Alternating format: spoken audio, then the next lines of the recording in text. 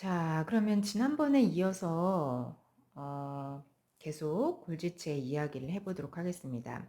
그래서 시스터나 성숙 모델에 대해서 이야기를 했었는데 이 시스터나가 시스면에서 트랜스면으로 이동하면서 이 단백질의 탄수화물을 수정을 하게 됩니다.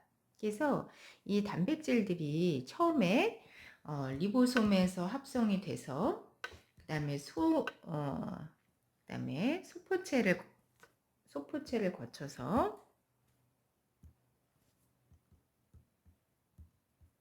그다음에 이 지금 골지체를 거쳐서 이 단백질들이 수정을 하게 되는데요. 이 소포체에서는 주로 이 리보솜에서 만들어진 단백질 1차 구조, 이게 이제 2차, 3차, 4차 구조로 이렇게 단백질이 접히고 변형이 일어나고 주로 이런 일들이 이제 소포체에서 일어나게 되고, 이 골지체에서는 이 탄수화물 붙어 있는 탄수화물, 그래서 소포체에서 여기에서 이제 그 단백질에 탄수화물을 붙인다고 했었잖아요. 그 단백질에 붙어 있는 탄수화물을 한 번 더 수정을 하게 됩니다. 그래서 이 요렇게 이제 탄수화물을 수정하게 되면서 예를 들어서 그 골지 산물에 뭐 인산기라든지 이제 이런 것들을 추가적으로 더 첨가를 하게 됩니다. 그러면은 이런 인산기와 같은 분자적 표지는 우리가 우편물에서 우편 번호 있잖아요. 그래서 우편 번호가 있어야 해당 그 주소로 정확하게 우편물이 배달이 되는 것처럼, 그래서 이렇게 탄수화물의 인산기 같은 것을 첨가해서 수정하면서 마치 그 우편물에 우편번호를 부여하듯이 단백질에 정확한 주소를 입력을 하게 됩니다. 이런 식으로 해서 골지체에서 이 트랜스면으로 빠져나오게 되는 이 골지 소낭에는 정확하게 어디로 가야 되는지 이 주소가 찍힌 이런 단백질들이 이 골지 소낭 안에 들어있게 됩니다. 자, 그러면 요거하고 관련된 프로틴 트래피킹이라고 하는 영상을 잠깐 같이 보도록 하겠습니다.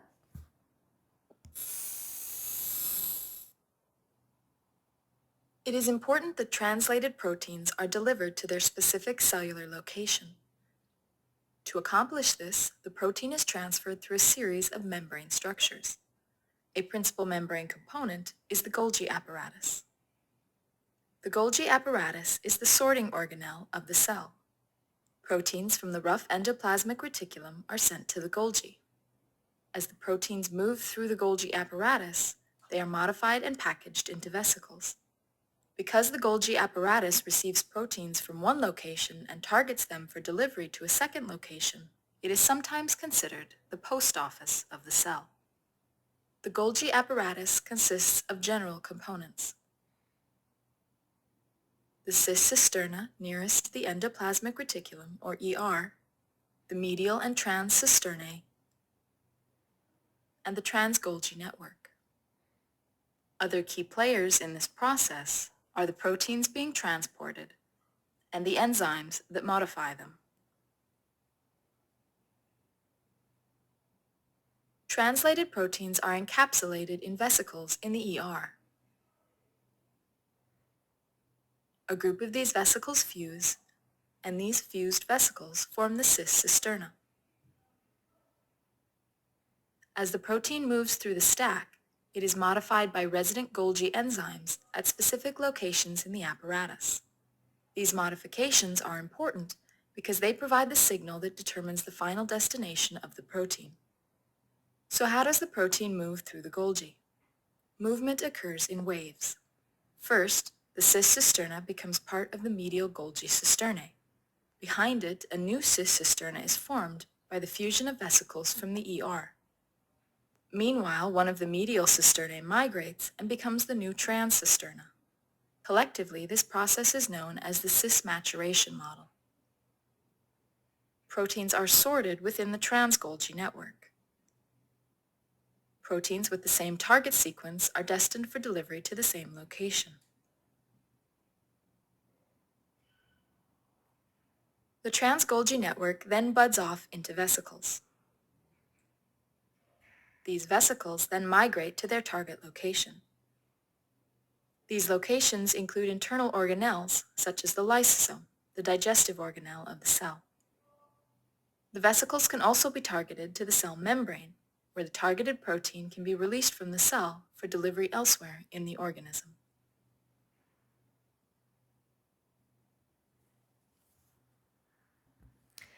자, 그 다음에는 리소좀으로 가보도록 하겠습니다. 리소좀은 소화 담당 소기관이다. 그래서 리소좀은 우리 아까 위에서 배운 골지체의 그 트랜스면, 여기에서 이제 출하한 소낭인데 이 소낭 안에 이제 가수분해 효소가 집중적으로 들어있는 것이죠. 그래서 이런 소낭이 이제 리소좀이 되겠습니다. 자, 리소좀은요, 단일막 기관이고요.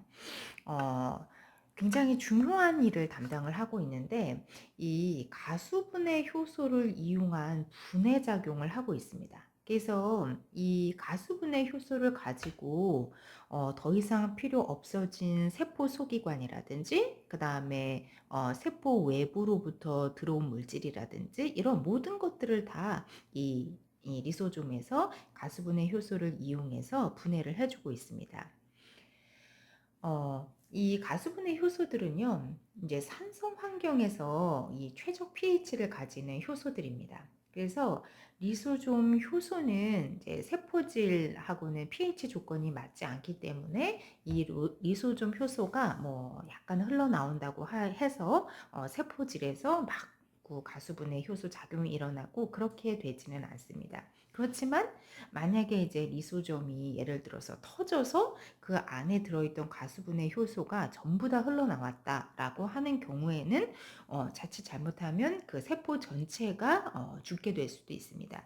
이제 그런 경우가 라이소좀 디펜던트 셀 데스라고 하는 건데요. 그래서 세포가 굉장히 극심한 뭐 산화 스트레스를 받았다든지 아니면 영양분이 부족해서 그런 영양분 부족에 대한 스트레스를 받는다든지 이렇게 셀 스트레스가 굉장히 심각한 수준에 이르렀을 때 이 라이소좀이 터지면서 세포질이 전체적으로 흘러나와서 세포질로 이 가수분해 효소가 전반적으로 흘러나와서 이 세포를 죽게 만드는 이런 기작을 가지고 있습니다. 자, 위에서 이제 셀 데스에 대해서 몇 가지 종류를 설명을 해주고 있는데요. 이제 네크로시스 같은 경우에는 이거는 보통 이제 세포 괴사라고 이야기를 합니다. 그래서 뭐 바이러스라든지 세균이라든지 이런 침입에 의해서 세포가 이제 죽임을 당하는 병적인 죽음 이런 것들을 네크로시스라고 보통 이야기를 많이 하고요. 그다음에 프로그램드 셀 데스랑 아포프토시스랑 비슷한 개념인데 그래서 말 그대로 이제 그 세포의 죽음이 예정되어 있는 것입니다. 그래서 예를 들면 우리 사람 그 발생 과정 중에서 그 손가락 있잖아요. 그래서 손가락, 발가락이 만들어지기 위해서는 이 손가락 사이에 있는 세포들이 전부 다 죽어야 되거든요. 이런 것들이 바로 이 프로그램드 셀 데스 아포프토시스입니다. 그러니까 주로 이제 이거는 발생 과정에서 많이 작용을 하는 세포의 죽음이죠. 그래서 뭐 예를 들어서 개구리에서 그 올챙이가 그 성체 개구리로 만들어지려면 꼬리가 없어져야 되잖아요. 그러니까 그 꼬리의 세포들이 전부 다 죽어야 된다는 얘기죠. 요럴 때 진행되는 게 이 프로그램드 셀 데스 아포프토시스가 되겠습니다.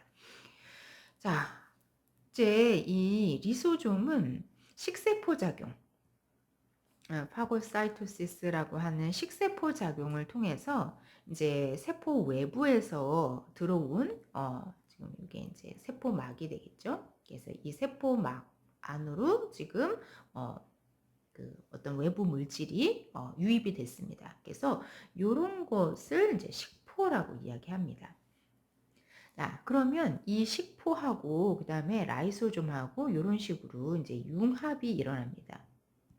그래서 식포와 라이소좀의 융합으로 인해서 이 라이소좀 안에 들어있던 가수분해 효소 요것에 의해서 이 물질들이 분해가 되면서 이제 이용 가능한 형태로 바뀌게 되고요. 그다음에 자가 소화 작용이라고 해서 오토페이지라고 하는데요. 이 지금 여기 보면 미토콘드리아가 굉장히 오래돼서 인제 더 이상 기능을 못하게 인제 손상이 됐어요. 그다음에 요거는 네 뭐 파옥시좀인데요. 그래서 이렇게 더 이상 기능을 하지 못하게 된 뭐 미토콘드리아라든지 포옥시좀이라든지 이런 이제 그 세포 내 소기관들을 요 라이소좀하고 같이 이렇게 융합을 시켜서 요런 식으로 융합을 시켜서 그 안에 가수분해 효소를 이용해서 분해를 해서 다시 자원들을 재활용하는 요런 이제 기능을 담당하는 소화기관 세포 소기관이 바로 리소좀이 되겠습니다. 그 리소좀 안에 이제 그 지질 분해 효소가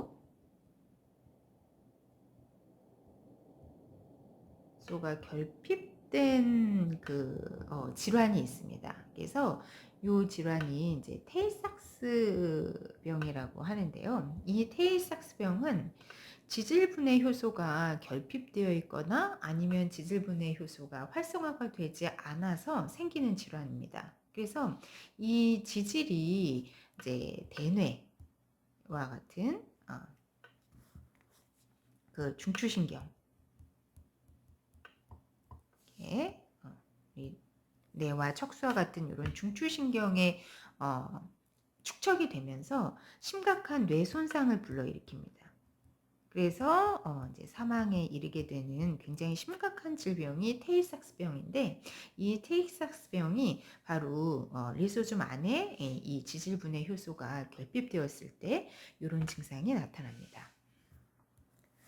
자, 그 다음에는 액포로 가보도록 하겠습니다. 액포는 다양한 유지 기능을 수행하는 소기관이다. 그래서 소포체와 골지초로부터 만들어지는 이제 큰 소낭이 액포다. 그래서 뭐 풋 베이큘, 그다음에 컨트랙타일 베이큘, 센트럴 베이큘 이렇게 이제 다양한 형태의 액포가 있는데 특히 이제 이 수축포라고 하는 거는 주로 이제 원생 생물에서 뭐 집신벌레 아니면은 뭐 유글레나 뭐 이제 이런 이제 원생 생물에서 나타나는 수축포 요런 것들이 바로 이제 액포의 한 형태가 되겠습니다. 자, 그다음에 여러분들이 잘 알고 계시는 이제 액포는 식물 세포에서 성숙한 식물 세포에서 매우 커다랗게 중심을 차지하고 있는 이 중심 액포를 알고 계실 텐데요. 그래서 무기 이온이라든지 그다음에 색소 그다음에 뭐 저장성 양분 이런 것들을 포함하고 있는 거대한 액포가 바로 중심 액포가 되겠습니다. 그래서 이 액포의 이 막은요 선택적인 수송이 가능합니다. 그래서 이 액포 안에 성분과 이 세포질 성분하고는 당연히 다를 수 있는 거죠. 자, 그리고 이 중심 액포에서 이 물을 많이 함유해서 중심 액포의 크기가 커지면 식물 세포 하나가 굉장히 커지는 효과를 또 볼 수 있기 때문에 생장에서도 중요한 역할을 할 수 있습니다. 또 다양한 가수분해 효소들을 또 포함하고 있습니다. 자, 그래서 지금 여기 보시는 게 유글레나의 이제 수축포입니다. 그래서 이 유글레나의 수축포 같은 경우에 이제 그 삼투, 그 체액의 적절한 그 농도를 유지하기 위한 기능을 수행을 하고요. 동시에 또 배설 작용도 같이 수행하고 있는 것이 이 수축포가 되겠습니다. 자, 다음은 7.5 미토콘드리아와 엽록체는 에너지를 한 형태에서 다른 형태로 변환할 수 있다. 이렇게 매우 중요한 기능을 가지고 있는 미토콘드리아와 엽록체에 대해서 배우겠습니다.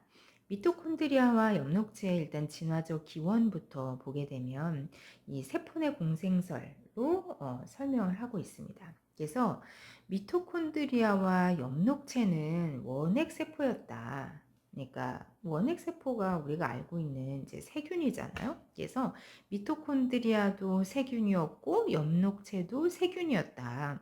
근데 어떤 세균이었냐면 미토콘드리아는 호기성 원핵 세포였다. 그러니까 이 당을 분해할 때 그냥 당을 분해하는 것이 아니라 산소를 이용해서 당을 분해해서 ATP를 생성할 수 있었다. 그러니까 이 산소를 이용해서 당을 분해할 경우에 높은 효율로 ATP를 생성할 수 있잖아요. 그래서 이런 식으로 장점을 가지는 이 세균이 미토콘드리아였었고, 그 다음에 엽록체는 광합성을 할 수 있는 세균이었다. 그래서 뭐 시아노박테리아와 같은 이렇게 광합성 기능을 할 수 있는 그러니까 그 이산화탄소, 그 다음에 물로부터 포도당을 합성할 수 있는 이제 이런 기능을 가지는 광합성 세균, 시아노박테리아 같은. 그래서 미토콘드리아도 그렇고 엽록체도 그렇고 이 모두 다 세균이었다. 이거를 숙주세포가 잡아먹음으로 해서 세포 내 소기관으로 정착이 되게 됐다. 이제 이렇게 설명을 하고 있는 이론이 바로 세포 내 공생설이 되겠습니다. 그래서 이 굉장히 거대한 이 유캐리오틱 셀, 이 호스트 셀, 숙주 세포가 이제 얘는 처음에는 당연히 뭐 산소를 이용할 수도 없었고 그리고 광합성을 할 수도 없었습니다. 하지만 이렇게 이제 이 호기성 세균인 요 미토콘드리아 요거를 이제 숙주 안으로 끌어들임으로 인해서 굉장히 높은 효율로 산소를 이용해서 당을 분해하면서 ATP를 생성을 할 수 있는 이런 굉장히 높은 효율을 가지는 이런 세포로 진화를 할 수 있었던 것이죠. 그리고 미토콘드리아 세균의 입장에서 보면 다른 세균들에 잡아먹히지 않고 그 안에서 이 거대한 숙주세포 안에서 보호받으면서 또 자신의 유전자를 그대로 가지고 있어서 자신의 유전자를 가지고 또 그대로 복제를 하면서 안정적인 환경에서 그리고 이 숙주세포가 제공하는 영양분을 가지고 잘 살아남을 수 있었기 때문에 이런 식으로 거대한 숙주세포나 미토콘드리아나 서로에게 이득이 되는 이제 공생 관계를 유지하면서 결국 미토콘드리아가 이제 세포 내 소기관으로 정착을 하게 된 것이죠. 그리고 엽록체도 마찬가지입니다. 엽록체도 이산화탄소와 물을 가지고 광합성을 할 수 있다라고 하는 이 굉장히 큰 장점 덕분에 이 유캐리오틱 셀은 스스로 당을 합성할 수 있는 매우 좋은 이런 이제 기능을 확보를 할 수 있게 됐고 엽록체 입장에서도 굉장히 안정적으로 다른 세균들한테 잡아먹히지 않고 자신의 유전자를 가지고 자신은 또 자기 복제를 해나갈 수 있었기 때문에 서로에게 도움이 되는 이런 공생관계를 유지하게 되었다라고 하는 설명이 바로 세포 내 공생설입니다. 자, 이런 세포 내 공생설의 근거로 이제 먼저 미토콘드리아와 엽록체는 이중막을 가지고 있다. 그래서 원래 하나는 이 세균이 가지고 있었던 자신의 막이고 그 다음에 또 하나는 안으로 함입되면서 이 가지게 된 이 그 숙주세포의 막 그래서 이렇게 이중막을 가지게 된다. 그 다음에 미토콘드리아와 엽록체는 자신의 자체 DNA와 자신의 자체 리보솜을 가지고 있습니다. 그래서 스스로를 복제할 수 있습니다. 자, 그러면 이 DNA가 정말 이 세균의 DNA였느냐? 맞습니다. 그래서 이 미토콘드리아도 그렇고 엽록체도 그렇고 원형의 DNA를 가지고 있습니다. 세균들도 마찬가지죠. 세균들도 원형의 DNA를 가지고 있습니다. 그래서 원형의 DNA를 가지고 있다라고 하는 공통점이 있고요. 그다음에 리보솜에서도 공통점이 있습니다. 이 유캐리오틱 셀, 호스트 셀의 이 리보솜은 그 80S 정도의 크기를 가지는 리보솜입니다. 그래서 이 S는 이제 침간 개수를 의미하는데요.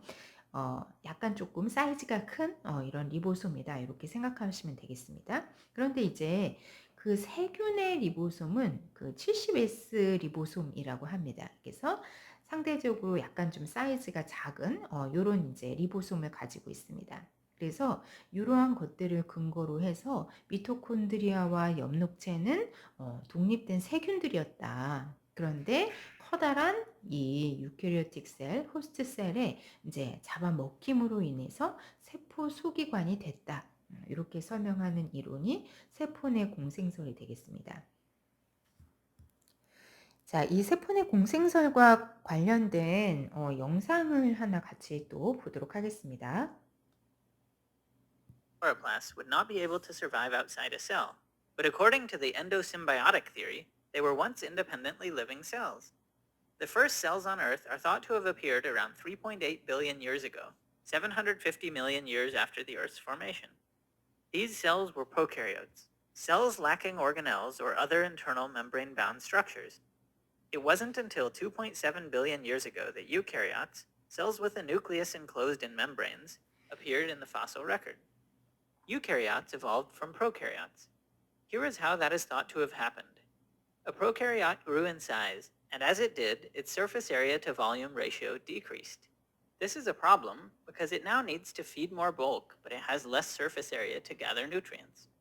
So, to increase the ratio again, the cell developed infoldings in its membrane. Eventually, these infoldings pinched off from the cell membrane to form an early endomembrane system surrounding the nucleoid.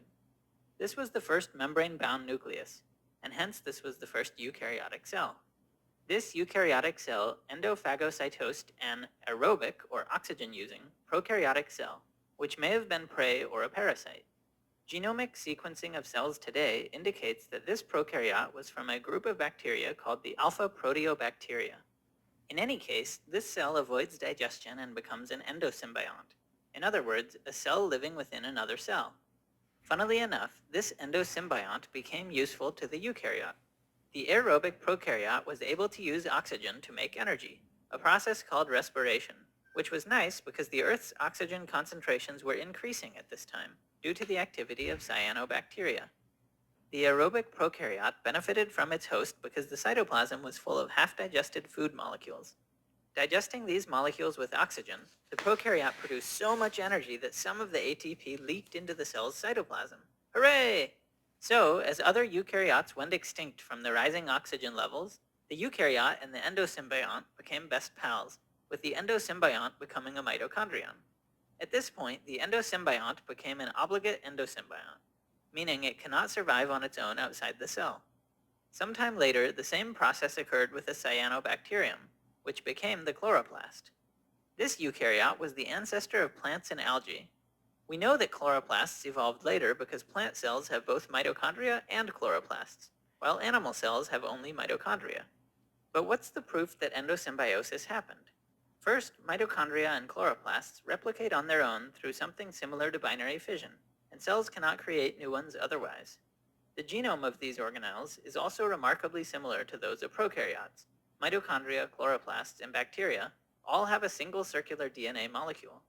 In addition, porins and cardiolipin are only found in mitochondria, chloroplasts, and bacteria. So if mitochondria can only come from other mitochondria, how do you get your mitochondria in the first place? Well, your mitochondria come from your mom. So next time someone says your genetic info is 50-50, you can tell them that. If you like this video, 자, 그 다음에 이제 이 미토콘드리아의 기능을 보면 화학 에너지의 변환이다. 그래서 미토콘드리아는 이제 세포 호흡의 장소죠. 그래서 우리 다음에 미토콘드리아에서 이제 진행되는 세포 호흡에 대해서 굉장히 자세하게 배우게 될 예정입니다. 자, 그래서 일단 미토콘드리아는 이중막 구조로 되어 있죠. 그래서 하나는 한 개는 원래 이 세균의 막, 그다음에 또 하나의 막은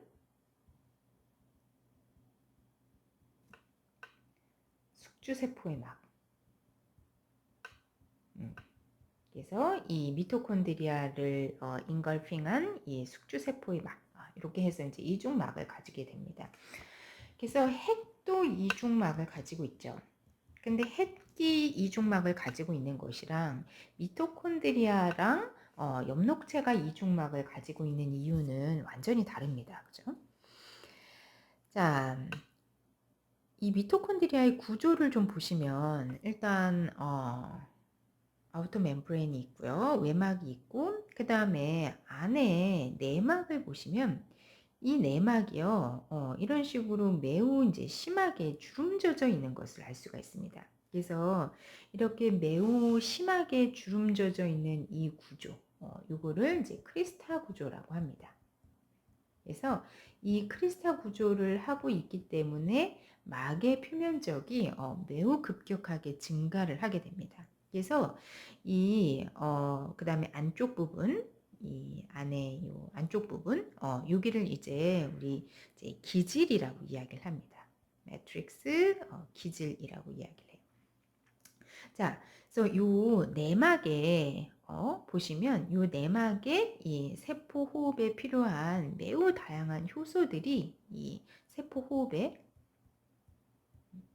필요한 많은 효소들이 이 내막에 박혀 있는 것을 볼 수가 있습니다. 그래서 내막이 매우 심하게 주름져져 있고 굉장히 표면적이 크게 늘어났기 때문에 얼마든지 세포 호흡과 관련된 효소들을 이제 충분히 담을 수가 있었던 것이죠.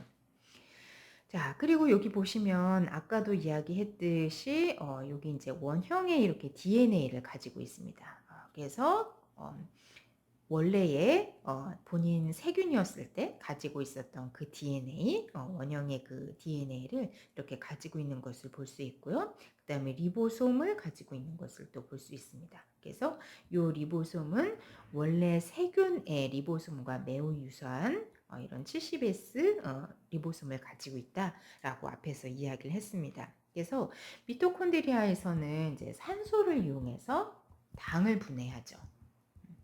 그래서 이 ATP를 굉장히 높은 효율로 잘 생성해주는 이 기관이 바로 미토콘드리아가 되겠습니다.